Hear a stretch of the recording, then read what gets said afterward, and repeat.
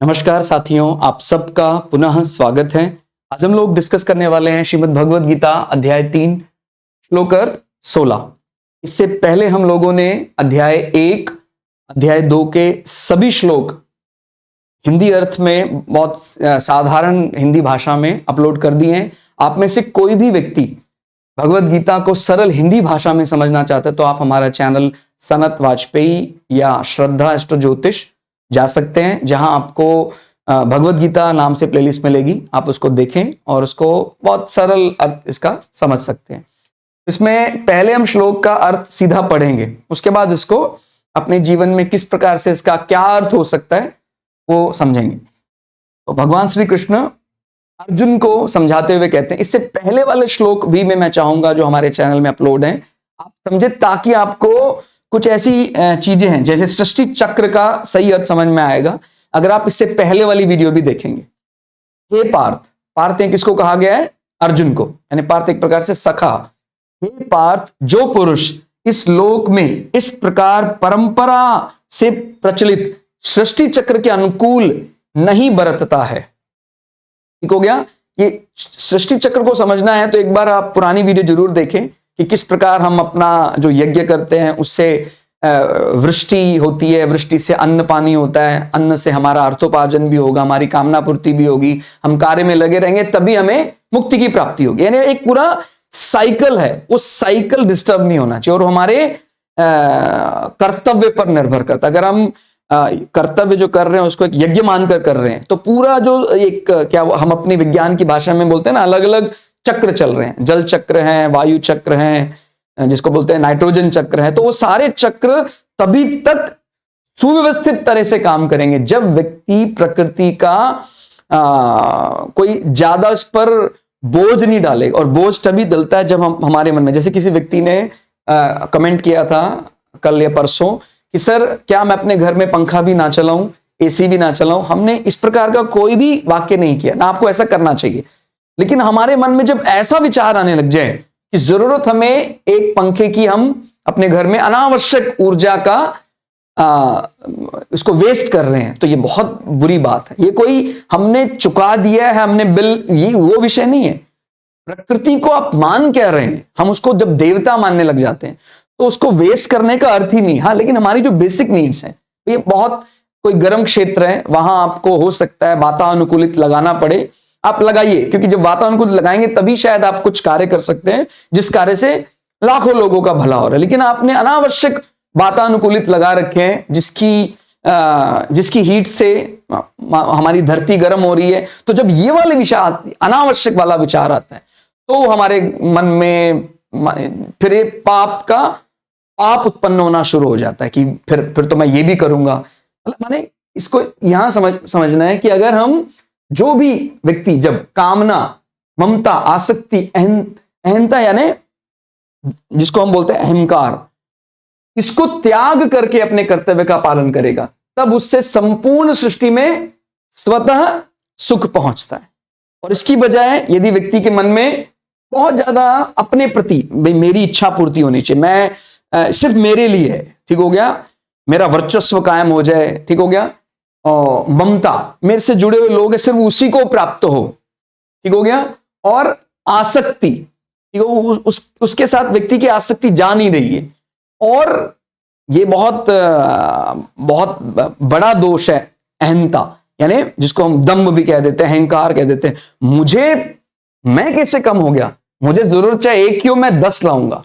तो ये वाला जो विचार है ये सबसे ज्यादा मुक्ति में बाधक बन जाता है, ठीक हो गया। तो इसका हमें त्याग करके जब हम काम करेंगे तो हम अपने डेस्टिनी पर पहुंच जाएंगे। बाकी संसार में रहना है तो ये सब चीजें तो भाई हमने वो तो शुरुआत के श्लोकों में पढ़ा था, अर्थ भी जरूरी है, कामना पूर्ति भी जरूरी है। तो शरीर को सुख देना एक लिहाज से कोई समस्या नहीं है, लेकिन अगर उस सुख को चरम पर ले जाया जाए फिर ये बहुत खराब है, ठीक हो गया। भाई मेरी बेसिक नीड्स है, अब मैं कहीं बैठा हूं, मैं कहीं शास्त्र अध्ययन भी करना चाहता हूं, तो अगर मेरा शरीर बड़ा कष्ट में है तो मेरा ध्यान नहीं लगेगा उस शास्त्र के अध्ययन में। कोई मैं पुराण पढ़ रहा हूं, वेद पढ़ रहा हूं और बहुत ज्यादा गर्मी है, बहुत ज्यादा ठंड है, वो एरिया बहुत ज्यादा दुर्गंध युक्त है तो वो नहीं कर पाऊंगा। लेकिन अगर वो मैं कहीं उसके लिए वातानुकूलित या पंखा हीटर लगा के शास्त्र अध्ययन करता हूं, फिर उस ज्ञान से ना सिर्फ मैं अपना भला कर सकता हूं, दूसरों का भी भला कर सकता हूं। ये केवल शास्त्र अध्ययन की बात नहीं है।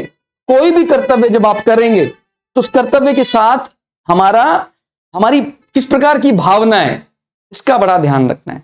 हमारी किस प्रकार की भावना जुड़ी हुई है, ठीक हो गया। एक तो होता भी मैं प्रकृति का अनावश्यक दोहन करूंगा, भाई मेरा हक है, इस प्रकार की। हमने लास्ट वीडियो में भी पढ़े थे कि इसको अपना अधिकार कम, अपना इसको कर्तव्य मानकर कार्य करना है। आजकल क्या कर रहे हैं, अधिकारों की बात ज्यादा हो रही, ये मेरा अधिकार है। तुम्हारा कर्तव्य क्या है वो बात कोई नहीं कर रहा है। सर मेरा कर्तव्य था ये, मैं करूंगा ही। जब कर्तव्य करेंगे तो अधिकार अपने आप मिल जाएगा।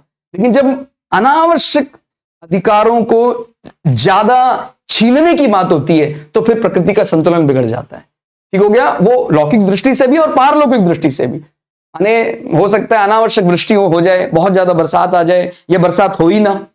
और ये पारलौकिक दृष्टि से भी, यानी हमारा जो हमारा लक्ष्य था मुक्ति, वो भी कहीं लुप्त हो गया, अब दिखाई नहीं दे रहा। हमने बहुत प्रयास किया था, उसके नजदीक पहुंच भी गए थे, लेकिन हमारे अंदर अनावश्यक ममता, आसक्ति, अहंकार आ गया, तो हमारा जो पारलौकिक जो हमारा लक्ष्य था वो भी भ्रमित हो गया, ठीक हो गया। तो हमें ध्यान रखना है, जो श्लोक के इस प्रकार परंपरा से प्रचलित सृष्टि चक्र, यानी जो कर्म बताया गया है शास्त्र में, जैसे अर्जुन को क्षत्रिय धर्म का पालन करना था, सामने सेना है, तो अर्जुन के मन में विचार आ गया कि सामने तो सेना में मेरे गुरुजन भी हैं, मेरे पितामह भी हैं, अब मैं शस्त्र नहीं उठाऊंगा।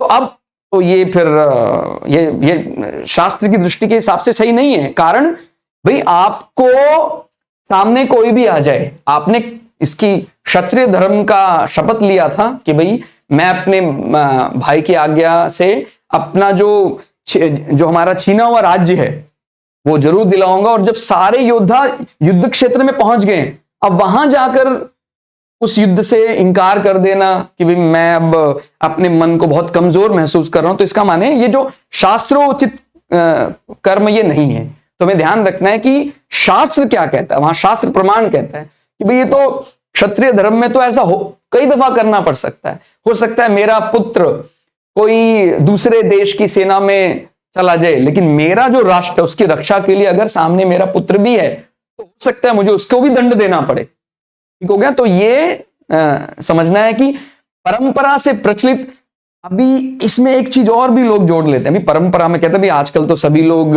अपने का ध्यान ज्यादा करते हैं, ठीक हो गया। अभी ये बात समझनी है, अगर किसी ने वो शास्त्र ज्ञान जो शुद्ध ज्ञान है उसको जाना नहीं, समझा नहीं, और कहीं मजबूरी में कोई किसी से सीख लिया है, उसको हम परंपरा से ज्ञान की बात नहीं करेंगे। तो इस बात को ध्यान देना। उसमें प्रमाण क्या होगा, जो हमारा शास्त्र है। कई दफा ऐसा हो जाता है हमारी जो कुछ जिसको हम रीति रिवाज, उसमें कुछ बदलाव हो जाते हैं, किसी कारण से कोई आतताई हमलावर आए, हमने कुछ उसमें बदलाव किए कि नहीं चाहे कुछ भी हो जाए हमें सिर्फ अपने लिए ही जीना है, हम सिर्फ अपने ही लोगों की रक्षा करेंगे और किसी की नहीं करेंगे। अपने माने हो सकता है ये अपना शब्द केवल हम अपने एरिया या अपने गांव तक ही सीमित रखें, ठीक हो गया। तो ये इस प्रकार के जो अलग अलग बन जाते हैं ना भाई, सिर्फ अपने ही उस जिले तक रक्षा करने का वो बनाना, तो ये भी एक दोष से उत्पन्न हुआ है। तो अपने को ध्यान रखना है कि वो प्रमाण क्या माना जाएगा, तब उस समय शास्त्र वैदिक ज्ञान वो प्रमाण माना जाएगा, ठीक हो गया। और वो सही किसने पढ़ा है, कहीं सुन लिया उसको, उसने कभी सुना मतलब कभी पढ़ा ही नहीं, केवल सुनी सुनी बात, उसको हम वैदिक ज्ञान नहीं बोलेंगे, ठीक हो गया। ये बड़ा गूढ़ रहस्य है, ठीक हो गया। इसको हमें समझना होगा कि वास्तव में वेद क्या सिखा रहा है, ठीक हो गया, वो अपने को समझना है। तो परंपरा से प्रचलित सृष्टि चक्र के अनुकूल नहीं बरतता है, जो चला आ रहा चक्र है उसको नहीं पालन करता है, अर्थात अपने कर्तव्य का पालन नहीं करता है। जैसे अभी अर्जुन अपना कर्तव्य से डिग रहा था, तो भगवान ने कहा नहीं, आपको अपने क्षत्रिय धर्म का पालन करना ही है। वह इंद्रियों के द्वारा भोगों में रमण करने वाला पापायु पुरुष व्यर्थ ही जीता है। मतलब इतनी बड़ी बात बोल दी, हालांकि भगवान ने बहुत एक अच्छे शब्दों अच्छी शैली में बोली, लेकिन उसको व्यर्थ ही जीने का मतलब क्या होता है, भैया फिर आपको तो मर ही जाना चाहिए। इतनी कड़वी बात बोली, लेकिन बहुत ही शालीनता से। तो बात बस सही, अगर हम अपने कर्तव्य का पालन नहीं कर रहे हैं, हमें यही कार्य मिला हुआ था कि भाई हमें राष्ट्र की रक्षा करनी है, या मुझे देश के हित के लिए व्यापार नीति बनानी थी, मुझे अपना विद्यार्थी धर्म निभाना था, और सामने कोई संकट आ गया, मैंने अपना कर्म छोड़ दिया, त्याग कर दिया, तो वो फिर क्या क्या आगे त्याग करेगा। ठीक हो गया। इसलिए हमें अपने उसमें अडिग रहना है, सामने चाहे कितनी भी बड़ी अग्नि परीक्षा है, उसके लिए अपने को तैयार रहना है। इसको हम यहां थोड़ा और सरल भाषा में समझ सकते हैं, कर्तव्य कर्म के लिए प्रकृति के चक्र का चलना आवश्यक है। ठीक हो गया। कर्तव्य कर्म अगर आप करना चाहते हैं तो प्रकृति का चक्र चलना चाहिए। माने लौकिक दृष्टि से भी हमारे शरीर को अर्थ भी चाहिए और कामना पूर्ति भी चाहिए। अब ऐसा तो नहीं आज मैं कर्तव्य का पालन करूंगा, अगले दिन ही मुझे मेरा शरीर मुक्त हो जाएगा, नहीं। तो जो बीच का समय है, धरती पे जब रहूंगा तो मुझे शरीर है तो इसकी कामना पूर्ति भी होगी और कुछ अर्थ भी मुझे रखना होगा, अर्थोपार्जन, धन एकत्रण भी करना पड़ेगा। तो वो भी तभी होगा जब मैं प्रकृति के उस चक्र का अनावश्यक दोहन नहीं करूंगा। ठीक हो गया। मुझे एक वस्तु चाहिए, मैं प्रकृति से 100 वस्तु खींच लेता हूं सिर्फ मेरे लिए, मेरा परिवार सदा रहे, बस यही भावना है, तो प्रकृति का संतुलन बिगड़ जाएगा। उससे अनावश्यक या तो बरसात ही बरसात हो जाएगी या बरसात ही नहीं होगी, तो वो लौकिक दृष्टि से भी ठीक नहीं है और पारलौकिक दृष्टि से तो ठीक है ही नहीं। तो ये दोनों बातें समझनी है कि यदि कर्तव्य कर्म के लिए प्रकृति के चक्र का चलना रुक जाए, यानी अगर आपका प्रकृति का चक्र चलना बंद हो जाए, तो फिर हमारा जो रूटीन का जो हमारा काम है वो भी पूरा नहीं होगा। ठीक हो गया। मुक्ति की बात तो आगे जा ही नहीं पाएगी। इसलिए हम चाहते हैं कि हमारा लोक और परलोक दोनों सुधरें, तो केवल हम कर्तव्य पर ध्यान रखें। अगली लाइन में थोड़ा और समझे तो प्रकृति का संतुलित चक्र व्यक्ति के अर्थोपार्जन और कामना पूर्ति का भी ध्यान रखता है। ठीक हो गया। प्रकृति का संतुलन अगर चलता रहेगा, भाई जैसे समय पर बरसात हो रही, हमने कोई प्रकृति का अनावश्यक दोहन नहीं किया तो समय पर बरसात होगी, अनाज बहुत बढ़िया होगा, अनाज से धन प्राप्त होगा, उस धन से हमारी जो शरीर की सामान्य इच्छा पूर्ति है वो पूरी हो जाएगी। लेकिन अगर हमने प्रकृति का अनावश्यक दोहन कर दिया, बरसात हुई नहीं या बहुत ज्यादा हो गई, बाढ़ आ गई, सब चला गया अनाज हमारा, तो फिर रोता बिलखता व्यक्ति कैसे साधना में बैठेगा, कैसे उसका जो मुक्ति का मार्ग है वहां ध्यान दे पाएगा। इसलिए ये बात बड़ा ध्यान रखना है, संतुलन बनाना बहुत जरूरी है। ये हमारा भौतिक संसार की दृष्टि से भी इसको चाहे आप देख लें, विज्ञान की दृष्टि में जिसको बोलते हैं अलग अलग चक्र, वो डिस्टर्ब हो जाते हैं। जो वाटर वेपर्स हैं वो आगे चलकर क्लाउड्स बनते हैं और क्लाउड फिर आगे बरसात के रूप में धरती को मिलते हैं। लेकिन अगर ये चक्र डिस्टर्ब हो जाए तो फिर पूरी प्रकृति असंतुलित हो जाएगी। ठीक हो गया। ये बात पुरानी वीडियो में आप जरूर देखिएगा। संसार की वस्तु से वैसे ईश्वर को पाना बहुत कठिन है। संसार तो अलग विषय है, ईश्वर यानी एक होता है शरीर, एक होता है शरीरी। तो शरीर से शरीरी को नहीं पाया जा सकता है, लेकिन जो माने मैं केवल अपने शरीर को शरीर नहीं मान रहा हूं, जो संसार की वस्तु है वो सब भी इस शरीर का ही हिस्सा माना जाएगा। भाई कोई वस्तु है वो सब भी तो शरीर का ही पार्ट माना है, जो भी मटेरियल है इस संसार में। लेकिन शरीर क्या है, जो उस सब चीज का अनुभव कर रहा है। तो बोलते हैं वैसे सामान्यता ये नियम है कि शरीर से शरीरी को समझा नहीं जा सकता है। लेकिन कोई ऐसा तरीका है क्या, कोई ऐसा ट्रिक है क्या? तो बिल्कुल है। इसका ट्रिक भी यही है कि अगर हम उस शरीरी को समझना चाहते हैं तो शरीर के लिए जो उपलब्ध वस्तुएं हैं वो एक पूजा की तरह शरीरी को अगर हम अर्पण करने लग जाएं तो फिर हम ये वस्तुओं के जरिए भी परमात्मा को माने शरीरी को प्राप्त हो सकते हैं, उसका ज्ञान हमें हो सकता है। इस बात को फिर से समझते हैं, यानी अगर इस संसार की वस्तुएं, इस संसार की सारी वस्तुएं वो शरीर का हिस्सा माना जाएगा, वो परमात्मा से संबंध नहीं उसका जोड़ा जा रहा है। तो संसार की सारी वस्तुएं मैं अपने लिए उपभोग करने लग जाऊं, सिर्फ मेरा माने मेरे कामना, ममता, आसक्ति और मेरे अहंकार के लिए उपयोग करने लग जाऊं, तो फिर ये मुझे इसी ट्रैप में फंसाए रखेंगे, इसी माया जाल में फंसाए रखेंगे संसार में ही, और मैं कहीं जाने वाला नहीं हूं, मेरा कोई ऐसा इस जाल से निकल नहीं पाऊंगा।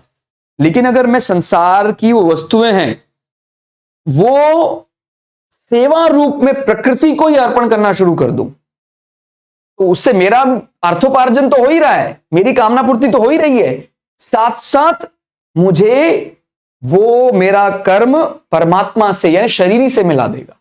तो यही इसका ट्रिक है। यानी संसार की वस्तुओं से ईश्वर को नहीं समझा जा सकता है, लेकिन अगर वो संसार की वस्तुएं अपने लिए उपयोग, ऐसी भावना रखे कि नहीं वो मैं अपने लिए उपयोग नहीं कर रहा हूं। जैसे भोजन बेशक से आपने खाया है, लेकिन मैंने किस विचार से बनाया है कि वो भोजन मैंने परमात्मा के लिए बनाया, प्रकृति के लिए बनाया, देवताओं के लिए बनाया। और देवताओं का सही अर्थ मैंने पुरानी वीडियो में समझाया था। देवता यानी कोई एक जगह बैठने वाला व्यक्ति नहीं है कोई ऐसा, वो तो हर जगह व्याप्त है। हम प्रकृति को ही देवता कह सकते हैं। जैसे अग्निदेव, मतलब अग्नि तो हर जगह मौजूद है। इस प्रकार से आपको समझना है कि वो कैसे विचार से काम कर रहा है। ठीक हो गया। तो और फिर हम इसमें और अगर थोड़ा समझें, सृष्टि चक्र के अनुसार ना चलने वाला व्यक्ति, यानी जो हमारा ये साइकिल्स है इनको फॉलो नहीं करेगा, वो व्यक्ति चोर, पापी, वो धरती का बोझ, यानी बहुत कड़वे शब्दों में उसका विरोध किया गया। ऐसा व्यक्ति चोर भी है, इससे पहले वाले श्लोकों में भगवान ने साफ कहा। और ऐसा व्यक्ति पापी है, अनावश्यक पाप को ढो रहा है। उसको लग रहा है मैं तो कुछ कर ही नहीं रहा हूं पाप, मैं तो संग्रह अपने परिवार के लिए कर रहा हूं, उसमें क्या पाप है। केवल अपने परिवार के लिए इस विचारधारा से संग्रह करेगा। इसमें अच्छी तरह समझिए, बेसिक नीड्स को पूरा करना एक अलग विषय है।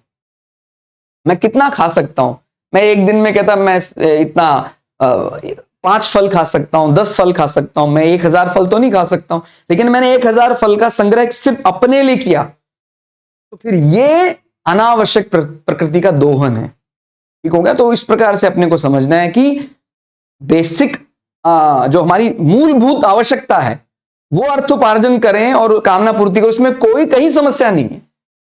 इससे ज्यादा भी अपने आप हो जाता है, लेकिन विचार क्या होना चाहिए भाई। जो बहुत बड़ा व्यापारी है, उसके पास अरबों खरबों रुपए की संपत्ति, लेकिन उसका विचार ऐसा है कि मैं तो राष्ट्र की सेवा के लिए कार्य कर रहा हूं। ठीक है, वो मुझे मिल रहा है, मेरा वो ठीक अलग विचार है। और उसका बहुत ज्यादा भाई आपने देखे होंगे, बहुत बड़े बड़े ऐसे व्यापारी भी हुए हैं जिन्होंने दुनिया के उच्चतम पद तक पहुंचे हैं, लेकिन उनका बहुत ज्यादा धन के साथ, हाय ये मेरा ही पैसा, ऐसा नहीं है। कई दफा तो लोग अपना बहुत बड़ा पार्ट धन का 90% कहा कि भाई ये हम सेवा में लगाते, समाज सेवा में लगाते हैं। तो जब ये विचारधारा थे कि नहीं मैं राष्ट्र की सेवा कर रहा हूं, उसके एवज में अगर मुझे कुछ मिल रहा है वो एक अलग विषय है, बट उसको भी मैं एक सीमा तक ही अपना मानूंगा, उसका भी उपभोग मैं सिर्फ अपने लिए करूंगा, ऐसा नहीं है। तो जब ऐसी विचारधारा होती है तो फिर लोग भी सुधर जाता और परलोक भी सुधर जाता। तो इस बात को बहुत अच्छे से डिफरेंशिएट कर लें। कहीं मनाही नहीं है संसार की वस्तुओं का आप अपने लिए उपभोग कर रहे हैं, उसकी कहीं मनाही नहीं है। लेकिन ये जब विचार आता है ना सिर्फ मुझे ही करना है और किसी का अधिकार नहीं है, वहीं गड़बड़ होना शुरू हो जाता है। मैं ले लूं और किसी को ना मिले। ठीक हो गया। तो जब ये विचार आता है मेरा कैसे इसने अपमान कर दिया, मैं तो बहुत बड़ा व्यक्ति हूं, ये जो विचार आता है अहम, दंभ, फिर ये हमारा जितना भी हमने अभी तक किया था पुण्य वो सब नष्ट कर देता है। हमें लग रहा है कि नहीं सर हम तो कोई पाप कर्म कर नहीं दे, हमने कहां जीव हत्या की है, फिर भी आपका पाप आपके अकाउंट में जुड़ता जा रहा है। ठीक हो गया।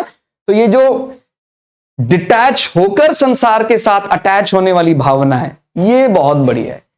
काम सारे हम कर रहे हैं, सारा कर्तव्य पूरा कर रहे हैं, लेकिन भावना डिटैचमेंट, एक दिन संसार को त्यागना ही है सदा। मतलब अभी भी बहुत बहुत कठिन ऐसा काम कर रहे हैं, संसार के लिए ही कर रहे हैं, लेकिन मन में भावना है कि भाई, और आप किसी भी तरह सोच ले, संसार की दृष्टि से सोचे, पारलौकिक दृष्टि से सोचे, ये तो बात तय है कि यहां आप परमानेंट स्थायी रूप से नहीं रह सकते। ये पहले दिन तय हो गया था जब हमारा जन्म हुआ था।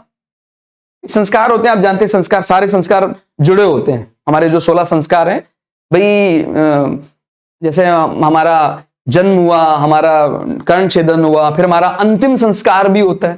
तो पहले से तय भाई इस जातक का अंतिम संस्कार भी होगा, और तो पहले से तय भाई मैं ज्यादा से ज्यादा हो सकता है भाई 60 आयु ना रही मेरी, 80 आयु, या 80 भी ना तो 100 साल जी सकता हूं, उसके बाद तो जाना ही पड़ेगा। तो क्यों ना कुछ ऐसा कर लिया जाए कि उन 100 सालों में मैं सदा के लिए अमर हो जाऊं। ये विचार क्या आपको अच्छा नहीं लगता है?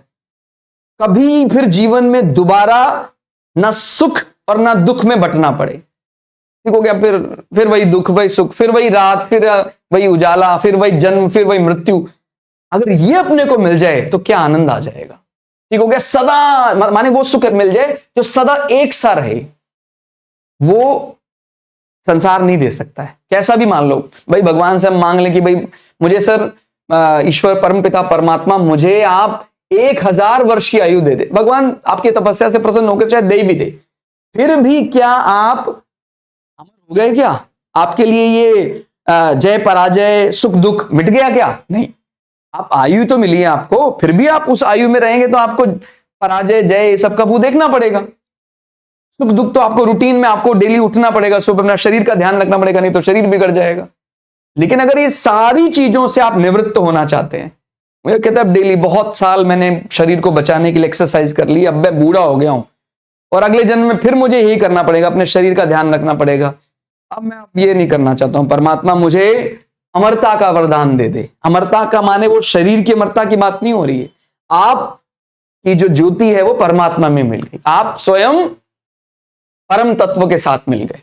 ठीक हो गया। तो वही एकमात्र हमारा लक्ष्य है, जो समय के बाद ही समझ में आएगा। अभी थोड़ा सा कठिनाई होती है कि सर नहीं सर मैं हूं, मैं ही खत्म हो जाऊंगा, फिर कैसे चलेगा। ठीक हो गया। तो जब भी हमारे मन में वो विचार आ जाएगा, इसका मतलब आधा काम तो हमने कर लिया।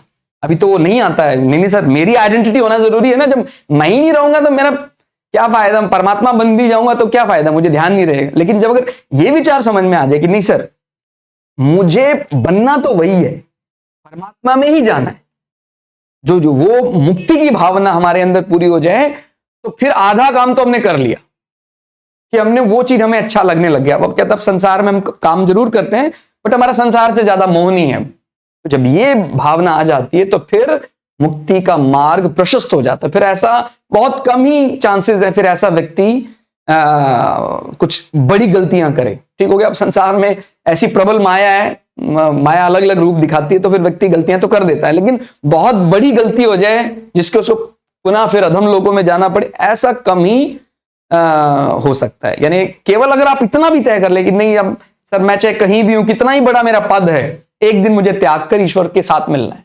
कोई भी आप काम कर रहे हैं, कितना ही बड़ा आपको राज की सम्मान मिल रहा है, उस दिन भी उस समय भी आपके मन में भावना है कि ये स्थायी नहीं है, एक दिन चला ही जाएगा, मुझे तो स्थायित्व को प्राप्त करना है, मुझे तो परमात्मा को प्राप्त करना है। जब ये विचार आ जाता है हमारे मन में, तो फिर हमने आधा काम तो कर लिया है, और ऐसा व्यक्ति फिर अधम लोकों में नहीं जाता है। ठीक हो गया। तो आज के लिए श्लोक अर्थ में इतना ही। श्लोक अर्थ आपको कैसा लगा कमेंट करके जरूर बताइएगा।